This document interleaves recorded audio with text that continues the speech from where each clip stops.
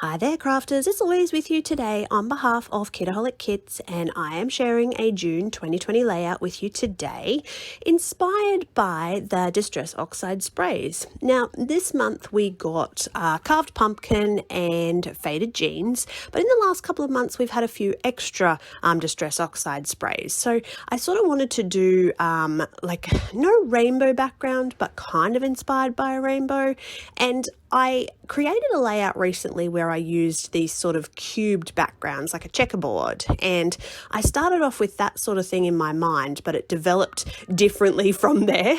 Now, as you can see, I've chosen, so when I'm choosing rainbow colors, I always think of the song red and yellow and pink and green, purple and orange and blue. Sorry, you had to listen to my singing, but that's how I sort of pick my colors.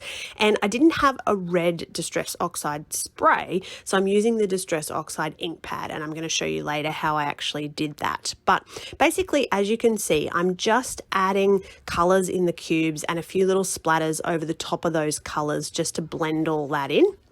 I'm going to finish this off camera, but here comes the red first. So I've just put it on my little craft mat and added a little bit of water and paint that on. So pretty much the same as what you would do with the distress sprays, but you're just using a craft mat to ink it first. Now I had lots of red left over, and this is my little journal that I keep, which has a day in our life from each week. So I'm just painting a little heart in the background there to use up some of that red ink. Now off camera I've gone ahead and I've done lots of lines of messy stitching, and I really wanted all of those stitching cotton extras to be hanging off the page and on the page, and I wanted lots of cotton detail. So the stitching was really messy, there's lots of ends hanging around, and that's how I wanted it. So I really like how this turned out. This is sort of one of my favorite layouts from this month, and I love the background, I love the stitching, and I love the way the embellishments really came together.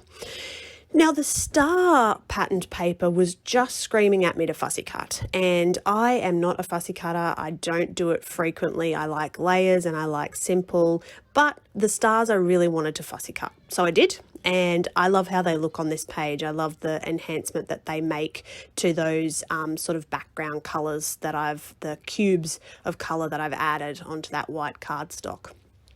So from here, the basic thing that I'm going through now is just embellishing, and I really liked the who, what, where, when sort of elements in the die cuts. So I end up taking away one of the little stars and I popped those on. Off camera, I'm going to go ahead and stick everything down with glue, add my journaling. I've mounted on some cardstock, stuck everything together, and I'm going to glue all that down with tacky glue as well as double-sided adhesive, because it really needs to stick. A couple of sticker elements, but otherwise this layout is done. So I hope you enjoyed that. I would love to see if you scrap lift this layout. Thank you for watching, and of course if you haven't already, make sure that you are subscribed.